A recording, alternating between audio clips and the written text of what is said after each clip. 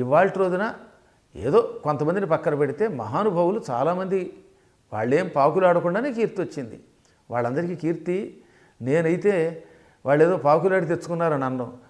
మహానుభావులు చాగంటి కోటేశ్వరరావు గారు నాకు ఎంత ఆత్మీయులండి, నేనంటే ఎంత ప్రేమో తెలుసు ఆయనకి. ఈ మధ్యన నా శతావధానానికి అద్భుతమైన సందేశం ఇచ్చారు. ఆయన మీద కొంతమంది దాడి చేసినప్పుడు నేనే ప్రత్యేకంగా మొట్టమొదట అండగా ఓ సందేశం ఆయనకి పంపాను, అడగండి వారిని కావాలంటే. ఆయన ఏం వెంపరాళ్ళ వెతుక్కుంటూ వచ్చేవి వారిని. అలాగే ఇప్పుడు పద్మశ్రీ కోసం ఏమైనా గరిగిపోయేటి వారు వెంపర్లు ఆడారేటి ఏమన్నా? భగవంతుడు ఆయన చేసిన సేవకి పూర్వజన్మ సుకృతానికి మెచ్చుకున్నాడు, ఆయనకి ఆ పద్మశ్రీ ఇచ్చారు. అర్హత ఉంది కాబట్టి ఇచ్చాడు భగవంతుడు. మాడుగుల వారికి ఎప్పుడో రావాలి, ఇప్పుడు వచ్చింది. కాబట్టి వాళ్ళకి భగవంతుడు అనుగ్రహంలో వచ్చింది అనుకుందాం, అందులో మనం నెగిటివిటీ చూడడం ఎందుకు. అలాగే నాకు సామవేదం వారికి ఎంతో అనుబంధం ఉంది. ఈ మధ్యనే సామవేదం వారు భారతం చెబుతుంటే నేను వెంటనే సందేశం పంపారు, మీరు వినే ఉంటారు కదా. ఆయన వెంటనే ఎంతో వినయంతో, అయ్యా మీకు నమస్కారాలు, నా ఎడలు మీకున్న వాత్సల్యానికి సంతోషం అన్నారు ఆయన. అదొక సంస్కారం. మేమంతా విడిగా కనపడతాం కానండి, అందరిలో ఉన్నటువంటి జ్ఞానం ఒకటే, ప్రవృత్తులు వేరు, విధానాలు వేరు.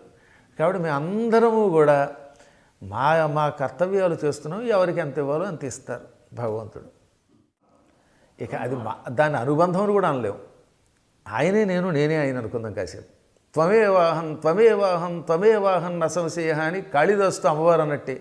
ఆయన సాక్షాత్తు విష్ణువు దత్తాత్రేయుడు, నేను ఆయన పుత్రుణ్ణి. కాబట్టి ఆత్మావై పుత్రనామాసి, తండ్రి కొడుకు రూపంలో పుడతాడంటారు. మా స్వామివారికి అంత అనుయాయిని, అంత బంధం మాది అనమాట. ఆయన విష్ణు రూపంలో అక్కడ కూర్చుని ఉంటే, మైసూరులో నేను భాగవతాన్ని 7 రోజులు చెబితే కోటాను కోట్ల మంది భక్తులకి దర్శనం ఇవ్వడానికి సమయం దొరకని స్వామివారు ఆ పక్కనే కూర్చుని విన్నారు, యూట్యూబ్లో చూడండి. అదే ఆయన కరుణ. ఈ ప్రపంచంలో గణపతి సచ్చిదానంద స్వామి వారికి సాటి వచ్చే అవతారం మరొకటి లేదు అని నేను అంటాను, ఎవరేమనుకున్నా సరే. ఆయన సాక్షాత్తు దత్తుడు, సాక్షాత్తు విష్ణువు, కరుణామూర్తి, అవ్యాజ కరుణామూర్తి, పరమ ప్రేమతత్వం. నేను 30 సంవత్సరములుగా మా స్వామివారి దగ్గరికి వెడుతూనే ఉన్నాను. ఎన్ని సత్కారాలు చేశారు ఆయన. ఆయనకు ఆస్థాన విద్వాంసుని. ఆయన తలుచుకుంటే మళ్ళీ నేను మర్చిపోతుంటాను. నేను మా నాన్నగారు వెళ్ళిపోతూ ఆయన చూపించుంటారనిపిస్తుంది నాకు.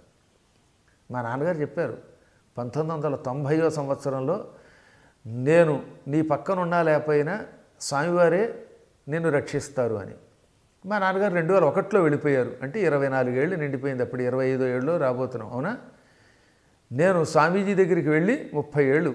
ఈ 30 ఏళ్ళుగా స్వామీజీ తల్లిగా, తండ్రిగా, దైవంగా, గురువుగా, హితుడుగా అన్ని రకాలుగా కనపడుతూ ఉంటారు. నాకు ఎప్పటికప్పుడు ఆయన సందేశం పంపుతూనే ఉంటారు. ఆయన మహిమను నేను ప్రత్యేకంగా ఒక చరిత్రగా చెప్పాలి.